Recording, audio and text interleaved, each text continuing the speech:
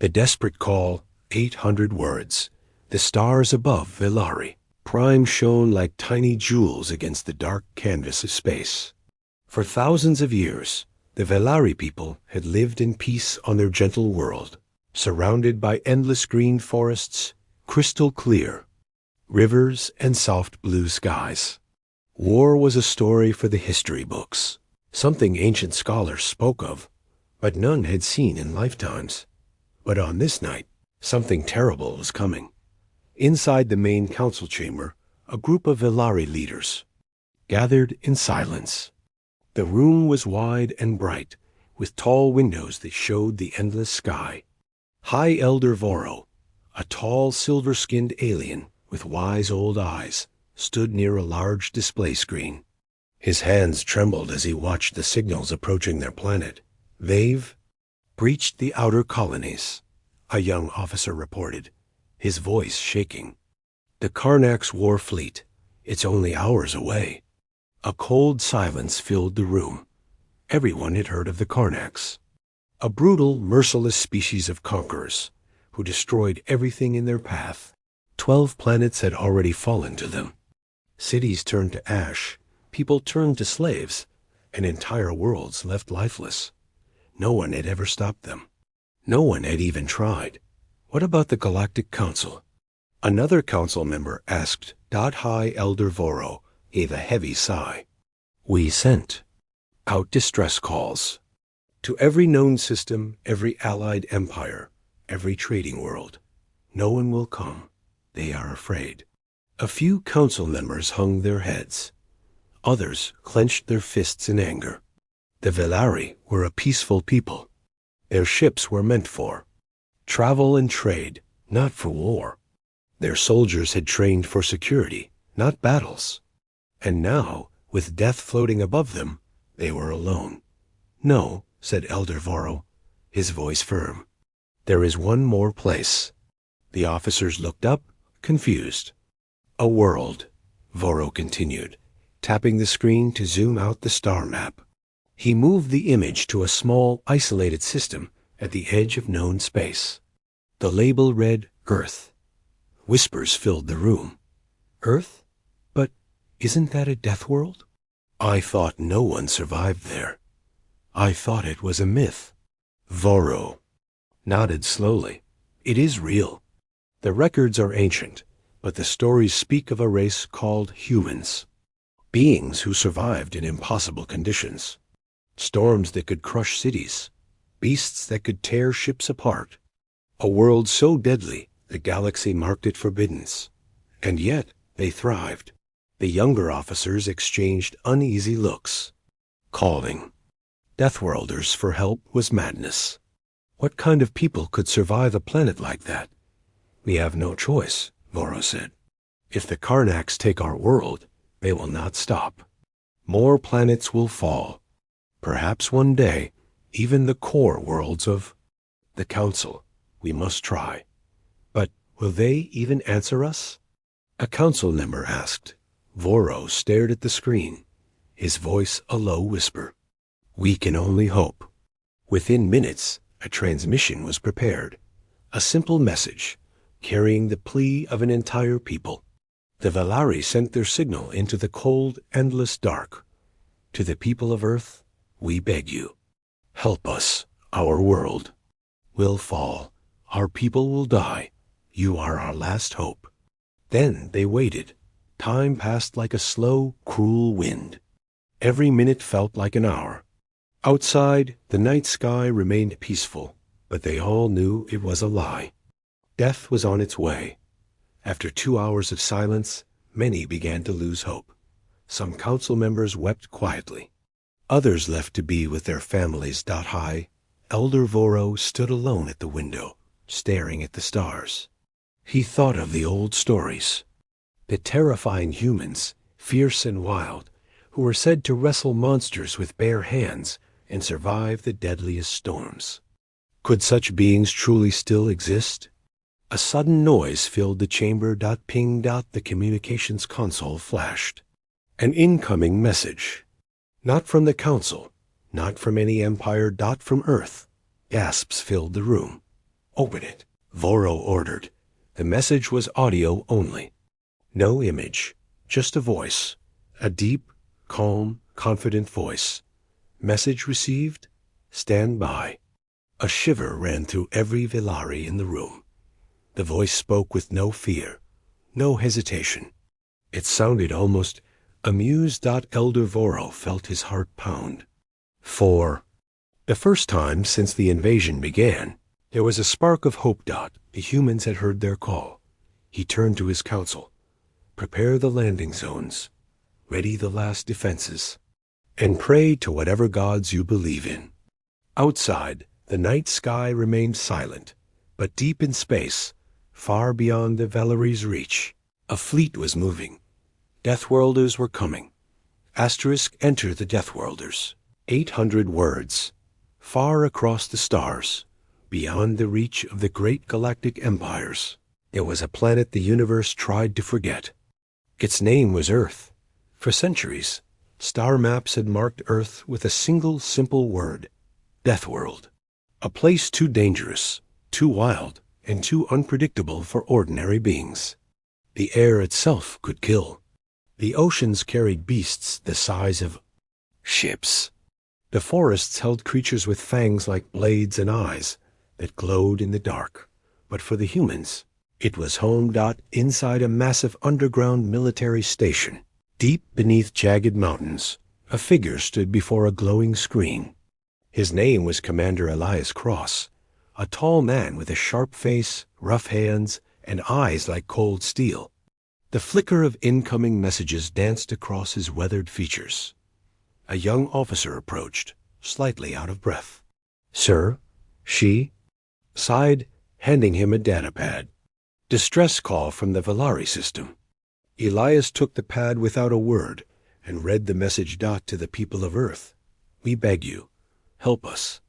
Our world will fall. Our people will die.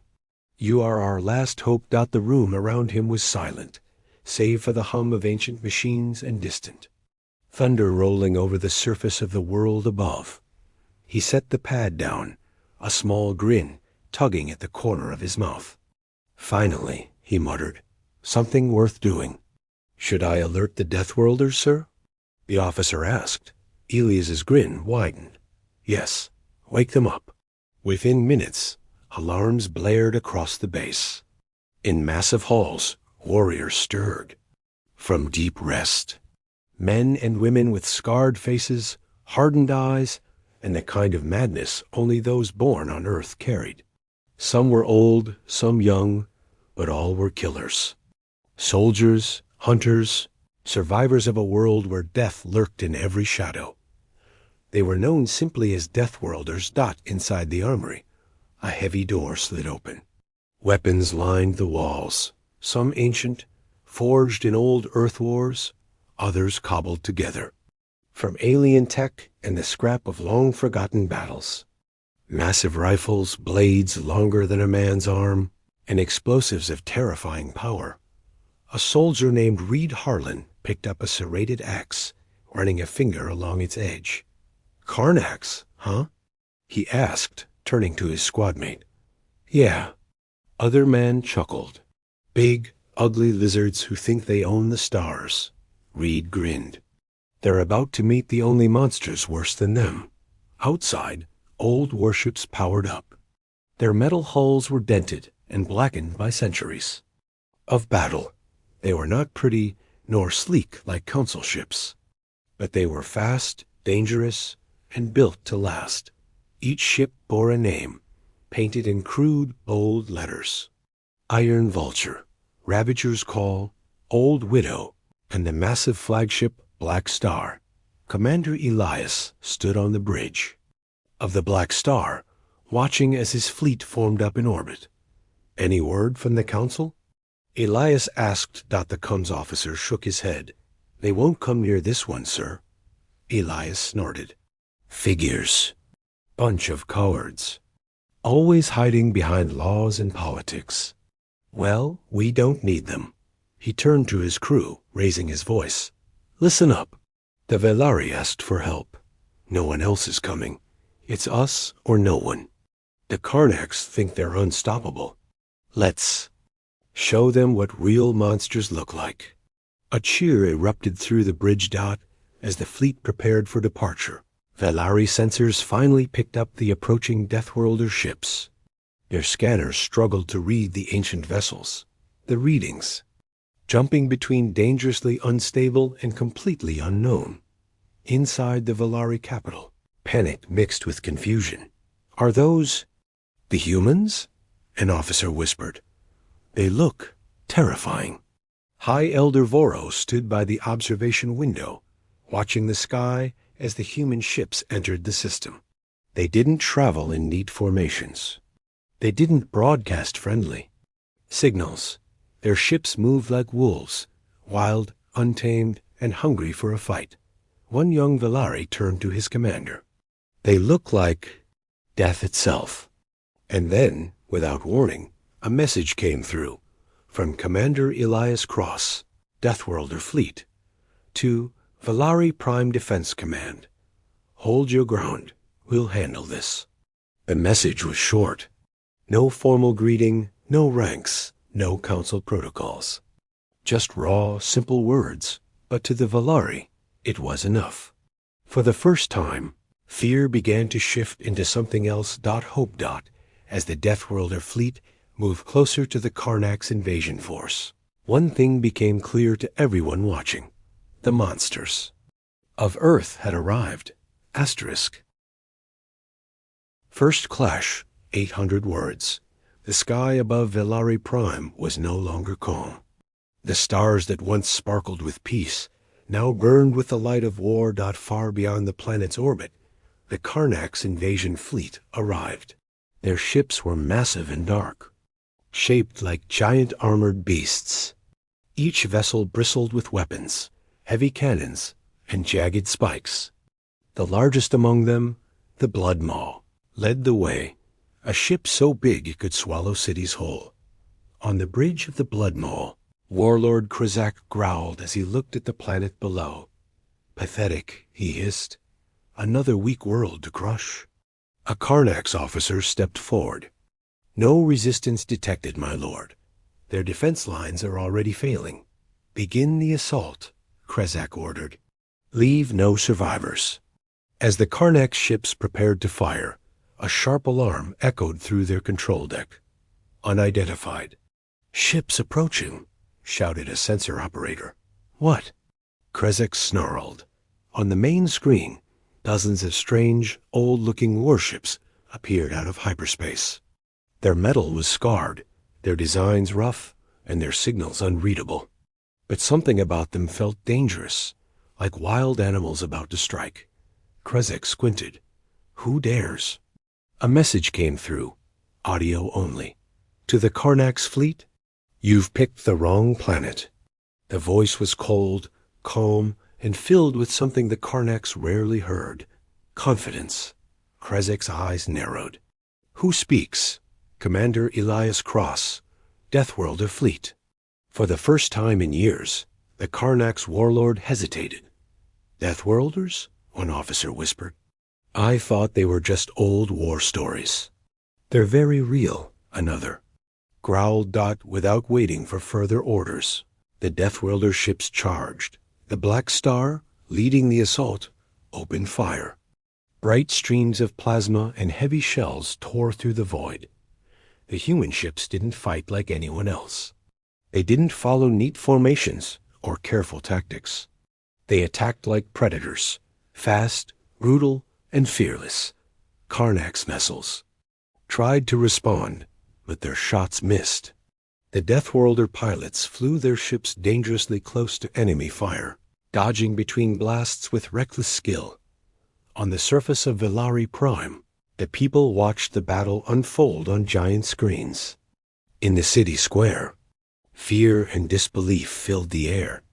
They're actually fighting them, a young Velari whispered. And winning, another added dot inside the Velari command center. High Elder Voro stared in awe. I've never seen ships move like that. He murmured. An officer beside him nodded. They're insane. Voro allowed a small, hopeful smile. Good.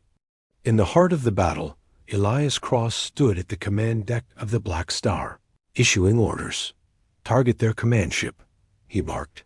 "Leave the rest for cleanup." The Deathworlders obeyed without question. One ship, the Iron Vulture, flew straight into a cluster of Karnak's fighters, its cannons blazing. Inside, Soldier Reed Harlan manned the main gun. "Let's see how these lizard freaks like a face full of earth steel," he shouted, firing a round that shattered 3 enemy ships at once. Another Deathworlder vessel, Ravager's Call, crashed into a Karnak's cruiser, the impact tearing both ships apart in a fiery explosion that the Deathworlders didn't care about perfect victories or clean battles. They fought to win, no matter the cost. Back aboard the Blood Maw, Krezak roared with fury. "They fight like animals." A Karnak's officer trembled. "We're losing ships, my lord. They're overwhelming us." "Then unleash the beast," Krezak bellowed. A command was sent, and deep within one of the Karnak ships, a terrible weapon stirred. The Velari had heard rumors of it, a monstrous creature bred for one purpose: destruction. No army had ever stood against it. No weapon had ever stopped a dot as the massive transport ship's bay doors opened. The beast howled, its voice shaking the very stars. On the Deathworlder fleet's scanners, a warning flashed: biological threat. Detected. Elias Cross watched the creature emerge, his face calm. "Big one." Reed Harlan's voice came through the comms. "Big enough," Elias replied with a smirk. "We've hunted worse." He turned to his crew. "Change of plans. Bring it down." On Velari Prime, as the battle raged in the skies, a sense of awe filled the people. For the first time in history, the Karnaks were being pushed back, and the ones doing it were the galaxy's most feared monsters. The Deathworlders ** the Karnaxes. Secret weapon, 800 words. The battle above Velari Prime roared on. The Deathworlder fleet had turned the tide, tearing through Karnak's ships like wolves through a herd. But deep within the darkness of space, a far greater threat waited. On the bridge of the Blood Maw, Warlord Krezak stood motionless, his claws digging into the armrest of his command chair. "These Deathworlders fight like devils," he snarled. "But let's see how they handle this." He turned to his bioweapons officer. "Release it." The officer hesitated for a brief second, his scales pale. Even the Karnaks feared what lay inside their warship. "At once, my lord." Far below, in a dark, sealed chamber, giant metal doors slid open. Heavy chains clanked as something massive stirred inside. A monstrous shape stepped forward, scales black as the void, eyes like burning red suns, and a mouth filled with jagged teeth. The Karnaks called it the Dread Maw, a beast bred for one purpose: to destroy entire cities, devour planets, and leave only ruin behind. The creature roared, and the sound shook every nearby ship. Back aboard the Black Star, Commander Elias Cross watched as new signals appeared on the screen. His tactical officer's face twisted in horror.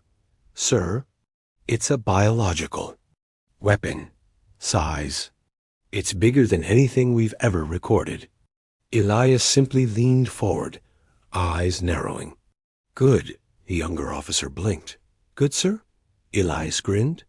"Means we won't miss." Across the Velari capital, people screamed as the giant monster entered their skies, descending toward the surface. The creature's wings blocked out the sun. Its roar echoed across mountains and seas.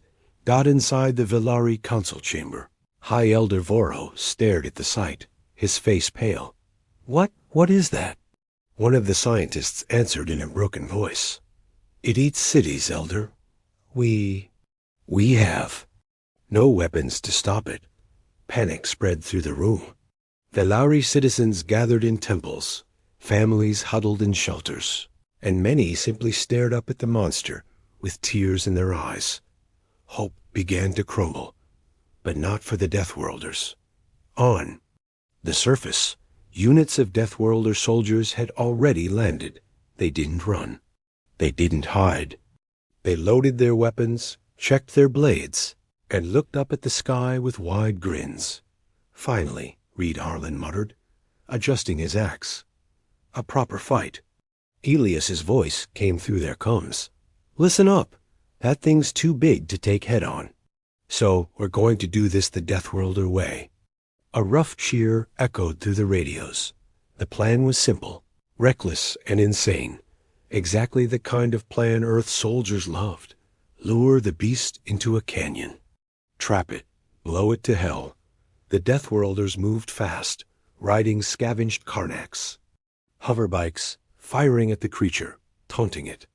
They made noise, threw explosives, and baited the monster toward the narrow canyon on the planet's outskirts. The dread maw chased them. Roaring in fury inside the canyon, Deathworlders placed.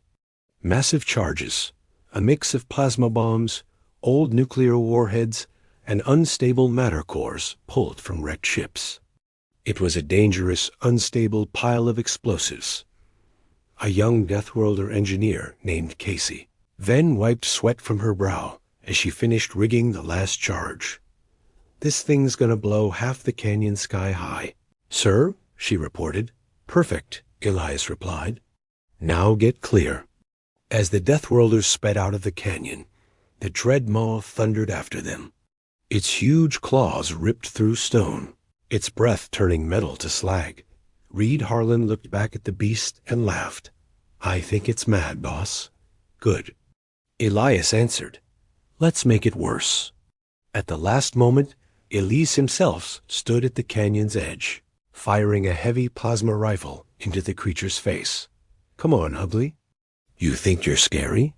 I've fought worse things on a Tuesday night back home. The beast roared and lunged out at that instant. Elias hit the detonator. The entire canyon erupted in a blinding explosion. Fire, rock, and metal flew skyward. The shockwave flattened nearby hills, and a towering cloud of dust rose into the sky. From the Velari capital, people watched the explosion. For a moment, no one spoke. Then the clouds cleared. The dread maw was gone. Velari citizens began to cheer. Soldiers wept. Families hugged each other. And on the battlefield, covered in dust and scratches, Elias Cross looked up at the sky. Tell Karnaks, he muttered, spitting dust from his mouth. Deathworlders don't run. He turned to his team. Now, let's finish the job. Deathworlder madness, 800 words. The air above Velari Prime was thick with smoke and fire. Pieces of broken ships rained from the sky like deadly hail. The remains of the dread maw smoldered in the ruined canyon far outside the capital. Battle was not over. High in orbit, the Karnaks fleet gathered for a final desperate assault. The Deathworlders had shattered their formations, destroyed their prized weapon, and left half their warships burning. But the Karnaks still held powerful cruisers and their massive flagship, the Blood Maw. On the bridge of the Blood Maw, Warlord Krizak's face twisted with rage. These Deathworlders will pay. He roared, charge all weapons. Prepare to bombard. The planet, a nervous officer spoke up. My lord, our losses are high, and Krizak struck him down with a single clawed swipe. I will turn this world to ash. Back aboard the Black Star, Commander Elias Cross stood calmly as warnings flashed across every screen. Enemy fleet regrouping. Orbital strike imminent. His second-in-command, Tessa Rourke, turned to him. Sir, if they fire everything at once, the Velari won't survive. Elias didn't blink. Then we stopped them. He tapped the comm channel to his fleet. Listen up, Deathworlders. This is it. Karnax wants to glass the planet. We're going to hit them so hard, they'll forget how to spell their own name. A rough cheer crackled through the radios. How, sir? Tessa asked. Elias grinned. The Deathworlder way? The plan was insane, even by Deathworlder standards. They would ram their ships into Karnak's cruisers, overload their reactors, and trigger chain explosions that would wipe out the enemy fleet. A suicide move. A desperate gamble. Exactly what Deathworlders lived for. Reed Harlan's voice came through the comms. I knew this was going to be a good day. Elias gave the order. All ships. Attack. Without hesitation, the battered Deathworlder fleet surged forward. Their old, scarred ships pushed their engines to the limit, streaking toward the Karnak's formation. On the Blood Maw's bridge, officers panicked. They're coming straight at us. Why aren't they breaking formation? They're going to ram us. Krezik's eyes widened. No, stop them. But it was too late. The Iron Vulture smashed into a Karnak's battlecruiser, its reactors detonating in a blinding flash. The shockwave crippled two nearby vessels. The Ravager's call followed, tearing through enemy lines before colliding head-on with a weapons platform, sending debris spinning through the void. Each Deathworlder ship moved like a beast unleashed. Fast, reckless, and unstoppable. The Velari watched from their planet's surface, mouths open in disbelief. There, sacrificing their ships, a Velari officer gasped. High Elder Voro shook his head slowly. No, they're doing what they were born to do. In the heart of the chaos, the Black Star made its final run toward the Blood Maw. Elias Cross stood. Tall on his bridge, the explosion-lit sky reflected in his eyes. All batteries fire at will. The Black Star's cannons blazed, punching holes in Karnak's ships as it closed in. Enemy fire struck its hull, tearing pieces away, but it didn't slow. On the Blood Maw, Warlord Krezik roared in fury. Destroy that ship. Dozens of weapons targeted the Black Star, but Deathworlders fought back with savage brilliance. Small strike craft darted between enemy turrets, suicide teams boarded ships, and explosives detonated inside enemy reactors. Finally, the Black Star crashed into the side of the Blood Maw, tearing a massive gash into the flagship's hull. The impact threw Karnak's soldiers to the floor. Elias Cross, bleeding but grinning, hit the final detonator on his command console. See you in hell, lizards. The overloaded reactor of the Black Star exploded, sending a shockwave through the Karnak's fleet. Ships spun out of control. Chain explosions erupted across the battlefield, and the Blood Maw was torn apart in a fiery blast visible from the surface. Velarari. Citizens saw the sky light up like a second sun. The Deathworlders had done the impossible. One by one, the remaining Karnak ships began to flee. The battle was over. In the smoking ruins of a destroyed Velari city. A single Deathworlder dropship landed. The battered survivors climbed out, bloodied, burned, and grinning. Reed Harlan dusted soot off his armor. Well, that was fun. Tessa Rourke looked up at the stars. Guess the council will be mad we didn't ask permission. Let them be, Elias Cross said, limping from the dropship with a smirk. The Deathworlders answer to no one. The Velari gathered around them, eyes filled with wonder. For the first time in history, the Deathworlders weren't feared monsters. They were heroes. Asterisk the aftermath and warning. 800 words. The battle was over. The skies above Velari Prime were no longer filled with fire. The black smoke had begun to clear, and the wreckage of destroyed ships floated silently in orbit. The Deathworlders had done what no one else could. They had defeated the unstoppable Karnak's fleet. In the capital city, people slowly stepped out of shelters and underground bunkers. Broken buildings stood like wounded giants. Streets were littered with debris, and the scent of smoke still hung in the air. But for the first time in days, there was peace. High Elder Voro stood in the city square, surrounded by the Velari Council, and hundreds of survivors. They looked up as a battered Deathworlder dropship descended from the sky and landed with a rough thud.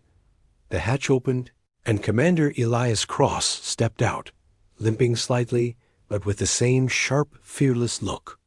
In his eyes, His armor was scorched, and his face carried cuts and bruises. Behind him came Reed Harlan, Tessa Rourke, and the remaining Deathworlder soldiers, dirty, tired, and smiling like madmen. The Velari stared in silence. These were not clean, polished heroes from the Council worlds. They were scarred, wild, and carried the scent of war.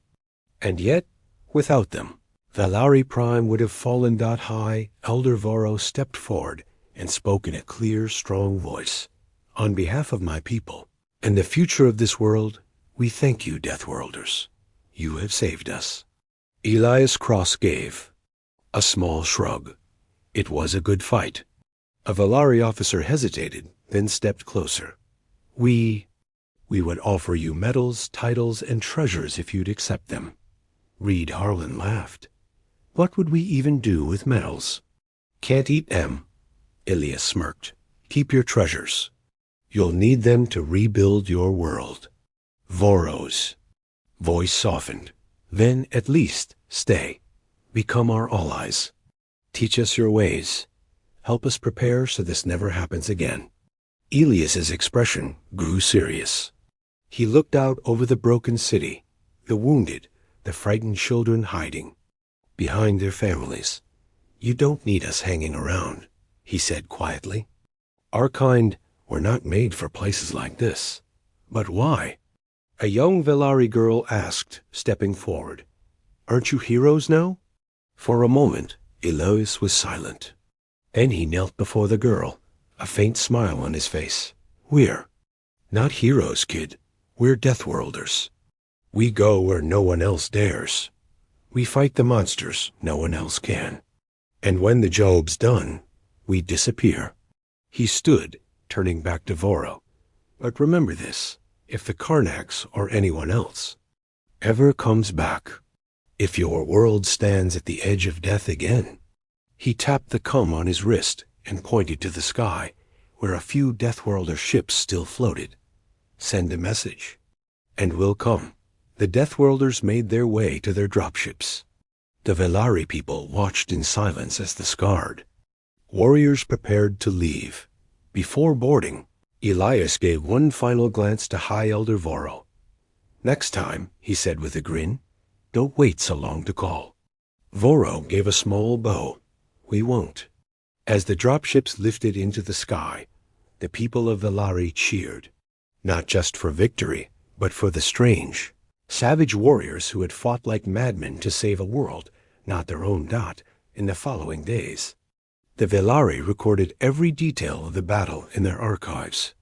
The story of the Deathworlders became legend, not as monsters, but as guardians of the galaxy's forgotten corners. They wrote it down for future generations. When darkness, comies and the stars grow cold, it is not the nobles nor the scholars who save us. It is the Deathworlders, the humans of Earth. Born from a world of storms and beasts, they are the ones who answer when no one else will. As for the Deathworlders, they vanished into the void. No one knew where they went. No one dared follow. And the galaxy, for the first time in ages, remembered a simple, brutal truth. The most dangerous thing in the universe is a human with nothing left to lose. Asterisk. The Council's fear, 800 words. Far from Velari Prime, in a hidden star system known only to the elite, the Galactic Council gathered. Their great chamber was a ring of floating platforms, each holding a representative of the most powerful species in the galaxy. Bright lights shimmered across polished stone, and towering statues of long-dead heroes lined the walls. But today, no one spoke of victories. A large screen at the center of the chamber showed the images from Velari Prime, burning ships, the ruined Karnax fleet, the Deathworlders' assault, and the final detonation of the Black Star. An uneasy silence filled the room.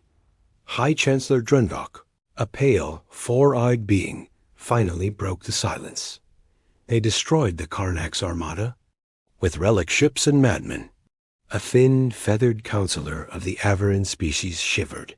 We told them not to wake the Deathworlders. We warned them centuries ago.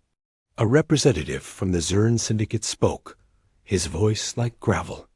And now the humans are awake again. A young counselor, newly appointed, asked in confusion, "But they saved Velari Prime. Isn't that a good thing?" The chamber fell utterly silent. One by one, the senior council members turned to the young one with cold, ancient eyes. Counselor Valesra, one of the oldest beings present, spoke in a voice heavy with history. "You are too young to understand what Deathworlders are." She gestured to the screen. "Yes, they saved Velari Prime. Yes, they stopped the Karnax, but not for glory, not for treaties, not even for peace. They did it because no one else would. And they don't care about your laws, your politics, or your empires." Chancellor Drenvok leaned forward, voice sharp. "Humans are a curse on the galaxy. They don't build alliances. They don't ask permission. They fight monsters by becoming worse monsters." Another counselor muttered, "We buried their world on our maps for a reason." An old holo recording flickered onto the central screen, ancient images of human soldiers in past galactic wars, standing atop wrecked titans and crushed war fleets, faces bloodied and grinning like wolves. Valesra whispered, "They fought extinction, plague, and death on their own world. A death world forged them into something not even the gods could predict." The young counselor swallowed hard. "Then what do we do?" Drenvok's eyes narrowed. "We watch them. We hide the truth from the other systems. We keep their name whispered, a warning to those foolish enough to cross them." The chamber's lights dimmed, and a final message blinked on the display dot signal. From Commander Elias Cross, Deathworlder Fleet message. "Stay out of our way. No threats. No promises. Just a simple warning." The counselors exchanged uneasy glances. "They'll return," one said. "Of course," another agreed. "When the next horror rises." "And we're too afraid to act." The council voted in silence. Classify. Earth as restricted. No contact without full council authorization. All records of the Velari incident to be sealed dot as the chamber emptied. Chancellor Drenvok remained, staring at the fading stars outside the council hall. He whispered to no one, "We didn't save the galaxy from them. We saved the galaxy because of them." In the dark corners of space, rumors would spread. Tales of monstrous humans who hunted nightmares. Of Deathworlders who laughed at death. Of a cursed, beautiful planet called Earth. And somewhere, in the endless void, a lone Deathworlder ship drifted through hyperspace, carrying survivors of the last battle. Elias Cross sat in the command seat, staring at a cracked photo of old Earth. Wild forests, violent seas, and endless storm-chased skies. Reed Harlan appeared beside him, grinning. "Where next, boss?" Elias's smile was sharp, wherever there's something worth breaking. And with that, the Deathworlders vanished once more into the void. The galaxy would sleep uneasy, knowing the monsters of Earth were still out there. Asterisk?